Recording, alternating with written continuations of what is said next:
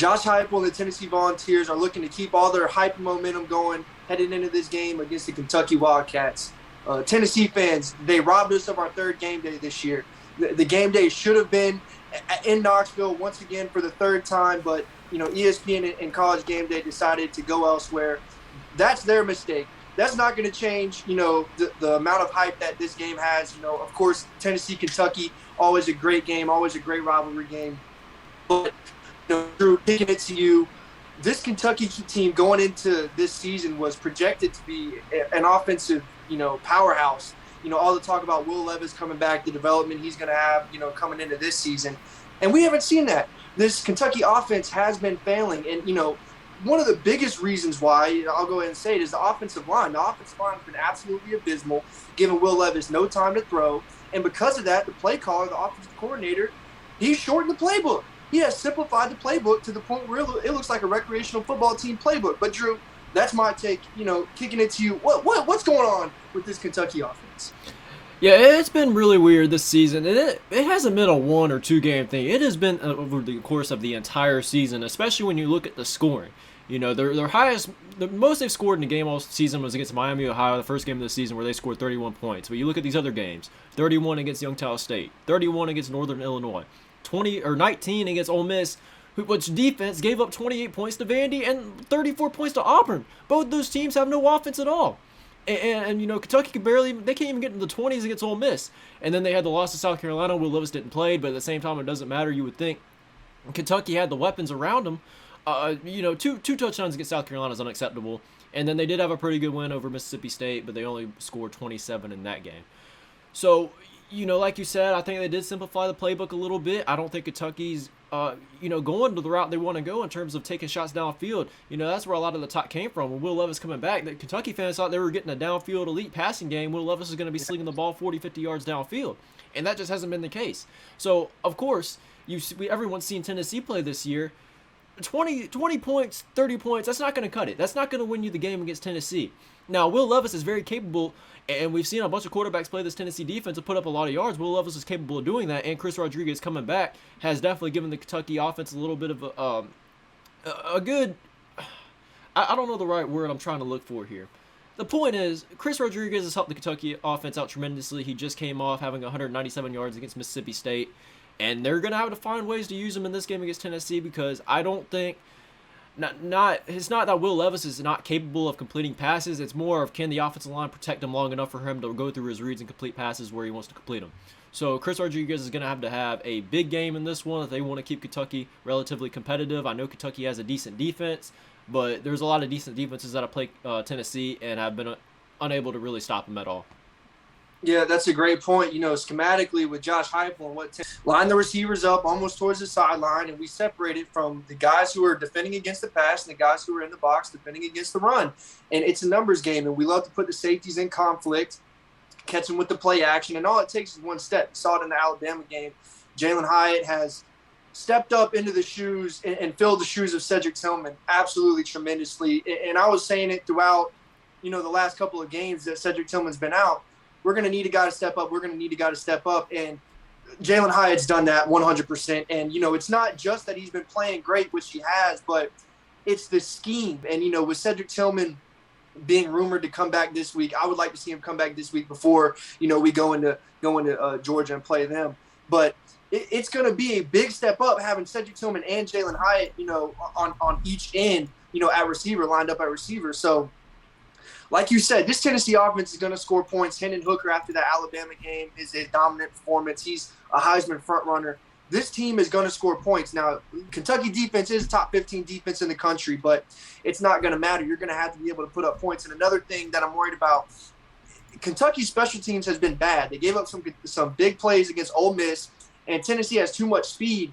And you can't give Tennessee good field position. You can't give Tennessee good plays because they're going to create big plays on their own. They're going to give themselves good field position by, having big plays. So you have to do everything you can to stifle this offense. And then as far as offense goes for Kentucky, you mentioned it. It's all going to start with Rodriguez. It is all centered around Rodriguez.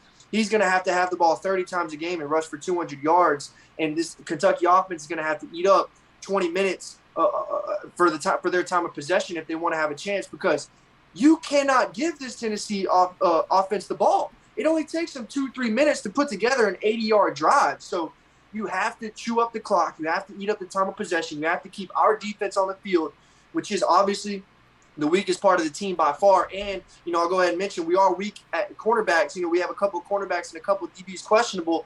So it is imperative that Kentucky capitalizes on weaknesses of this Tennessee defense. Yeah. And before we get into predictions, I do want to talk about the line for a little bit because there are a couple factors I think that are that have caused the line to drop. So initially Tennessee opened up as 14-point favorites. Now it's down to 12.5. And the average person's probably looking at that and asking why. Tennessee is at home. It's a night game. The perfect environment that any home team would want to have at home. Every team loves to play at night. Who wouldn't? So it went from 14 to 12.5. Well, one, I looked into it. Kentucky is coming off a bye week. I don't know their track history of games coming off a bye week, but a bye week before a big game is helpful nonetheless. You get your players, healthier. You get more reps. So can Kentucky take advantage of that? Well, we're just going to have to wait and find out. And then number two, it's almost like the sports bettors could be thinking that maybe Tennessee is looking ahead to that Georgia game. And I don't think Josh Heupel's going to let that happen. I think Josh Heupel's a great coach, but for a line to drop from 14 to 12.5, where you look at these two teams and you can kind of just tell which team is just better than which, just based off name alone and what they've done this season.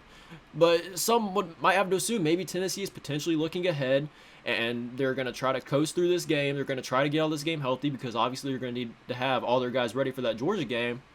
And Kentucky's not a team to really sleep on. I know Kentucky doesn't have a great offense, but they are a legitimately good and well-coached team. They're very disciplined, and Mark Stoops gets the best out of his players every single year. I have a lot of respect for Mark Stoops. So, with that being said, the line going from 14 to 12.5, though, I just don't think, even if Tennessee was looking ahead to that game against Georgia, here's the blueprint to beating Tennessee. Some people were talking about, Kentucky's not beating Tennessee, they're not going to shut down their offense. Well, you don't have to shut down their offense. Tennessee scored 52 points against Alabama and won off a field goal. Florida put up, 33 points, and Tennessee only won by one score that game. So you don't have to shut down Tennessee's offense to win.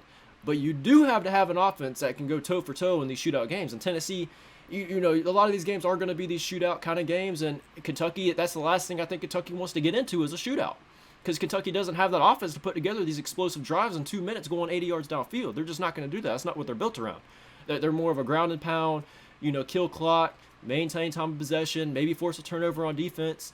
If Kentucky does do those things, they can keep this game within 2 scores. But I don't think it's going to happen, though. I just think Tennessee is just way too powerful on offense, and I don't think Kentucky has it in them to keep up in a shootout kind of game. I know last year Kentucky did it, and they kept it close. It was 45-42, I think the final was. Both teams couldn't stop each other. But I don't think it's going to happen this year just because of the fact Kentucky's not at home. I think playing at Neyland Stadium makes it infinitely more difficult to really get it going on offense. It's really loud, and Kentucky does have a lot of veterans on that offense, but I just don't think it matters. So getting into my prediction now, Tennessee going for 14 to 12.5. I'm taking the 12.5. Now, had this been a little bit more than 14 points, I might have been a little 50-50 on it, but there's no one that could tell me that Tennessee can't beat this Kentucky team by 2 touchdowns. They absolutely can, especially if Tennessee plays like they're supposed to and Josh Heupel gets his guys ready and make sure they're not looking ahead.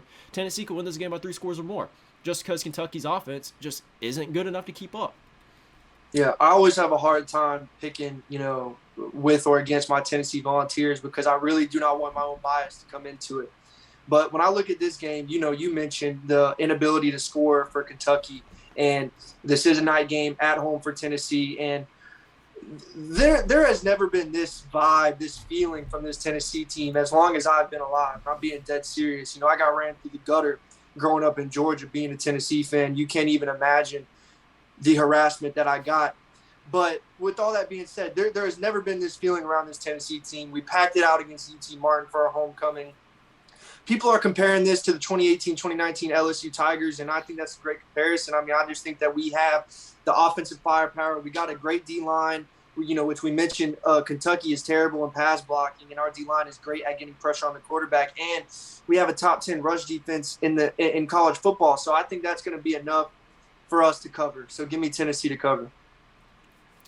Well, that's pretty much going to wrap it up for this video, guys. If you enjoyed it, as always, please leave a thumbs up on the video, subscribe, and hit the notification bell. All those things help us out tremendously.